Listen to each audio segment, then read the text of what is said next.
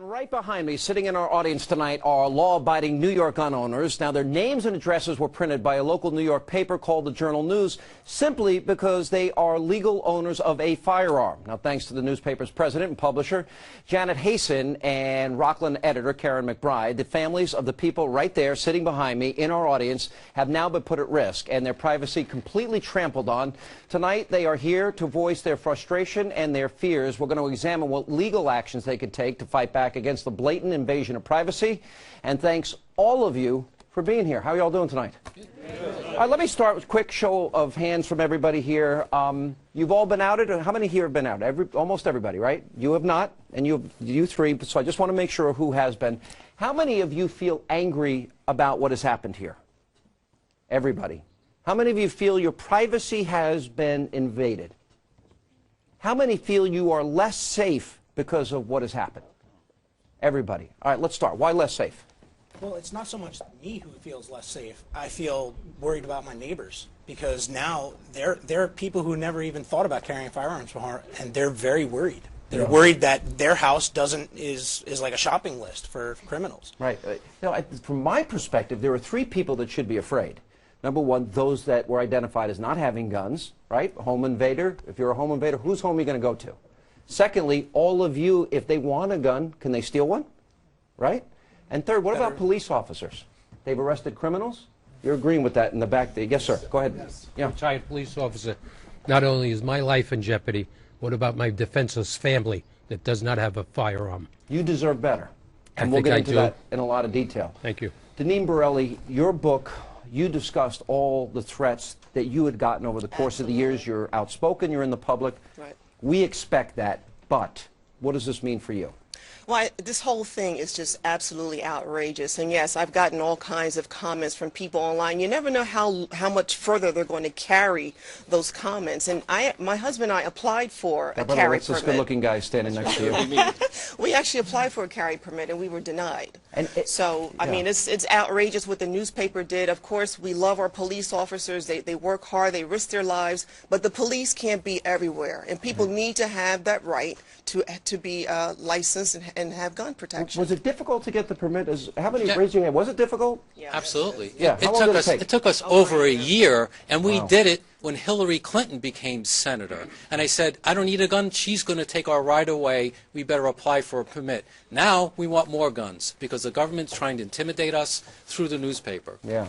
You are not one of the ones that were outed, but... All my guns are long arms, so I don't need a permit, but I'm in the process of applying for one, so I can certainly agree with Tom in how difficult, lengthy, and arduous that process is. And the Journal News is making it seem like everybody, look at all these crazy people with guns.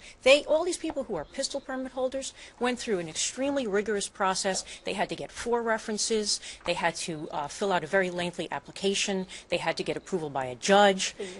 Over a year. Fingerprinted, background check. It takes up to a year to get it. Yeah. So it's a complete farce. Let's talk about the Journal News. You raise a good point here, and I'll ask you in this particular case. The Journal News, they claim they're journalists, but I'm thinking, but they won't answer any questions. And did you all notice that they hired armed guards as a result of the ensuing controversy? That's right.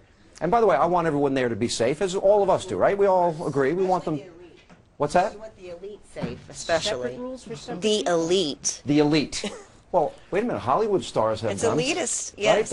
We but we protect are our not. presidents, We're our ordinary mayors. citizens, Right. so we are not part of the elite. Yeah, go ahead. Well, I'm the New York State Assemblyman for a good part of Putnam County and Westchester, and I will tell you that this has put more people in jeopardy. And basically, they've provided a dream map for perpetrators, for stalkers, for the bad guys.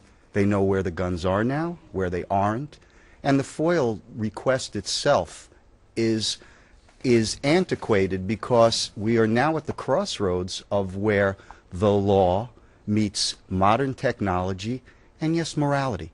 Yeah, but you know, they did not have to publish these names. Yes, sir. Sean, I spoke with the Rockland County clerk this morning, and they do exceptional work there, the entire staff. I had asked him if he would mind if I spoke about this tonight, and he said not a problem. He said that when he received the FOIL request, by oath of office, he felt obligated to respond, but he pleaded with the Journal News, both orally and in writing, to not disclose the names and addresses. Right. And they said to him, we can do whatever we want with this information. Yeah, it comes a point. Yes, sir. You're in the back. You want to? 6 years ago, they did this, but the writer at the time, the reporter at the time, his name was George Fitzgibbons. He had the list, and he refused to give them the addresses, so they just printed the name and the town, because his next-door neighbor was a law enforcement officer. He was afraid of, one, somebody he arrested might come and go after his neighbor, and two, what if the guy made a mistake, went to the wrong house, and got his family instead? That's a great point. So they went and got a guy who lives out in Queens, so he would have no direct connection with anybody. Yeah. You were telling me before, and by the way, we've already sort of labeled you as the team spokesman. You've been voted team captain here. I don't know. As we get started. You said you're a young mother? Yes. Okay, sometimes Yes. you're home alone? Sure, And- absolutely. And now especially I feel vulnerable. Explain. There's a lot of break-ins going on right now between 5 and 7 p.m. Where I live and in the next town over. And they're warning people, they're coming in and they're breaking in, make it look like somebody's home. Well, they now know that there's a gun there. Thank God they don't know what guns I have. So I feel These very... criminals are smart. They're not, Yes. we think they I may feel like be my evil. house is being watched by them, You know that probably. the Journal News originally, when Hang they on. made the request, request, they also wanted to know what guns people had. They were denied that Yes. information. And they They were also- going to publish that as well, along with everyone's names and addresses. If They they're also looking for- didn't publish police officers. A lot of police officers, but a lot of them did not They get did? published. There's certain ones I that thought did they not. did. They did. I know certain people that Maybe did there's some not. that didn't get. Maybe because maybe they it was got missed. older than 5 years, the permit. You want to? Yeah. I'm not. We're not looking to disagree on it. We just want to get. What the facts out. happened Yeah. with the law enforcement officers is most law enforcement officers don't apply for a pistol license because they can carry on their shield. I've spoken with friends of mine who are state troopers and other police, and they were told by their unions, you don't need to have a license. That was your prerogative to get it. That's why we'd rather you didn't have it. Let me ask another question here. The governor of New York gives this, the madness has to stop. He gives this big state of the state address. He wants New York to have the toughest gun laws in the country. By the way, Connecticut had one of the toughest gun laws in the country. But he used the word earlier, confiscation.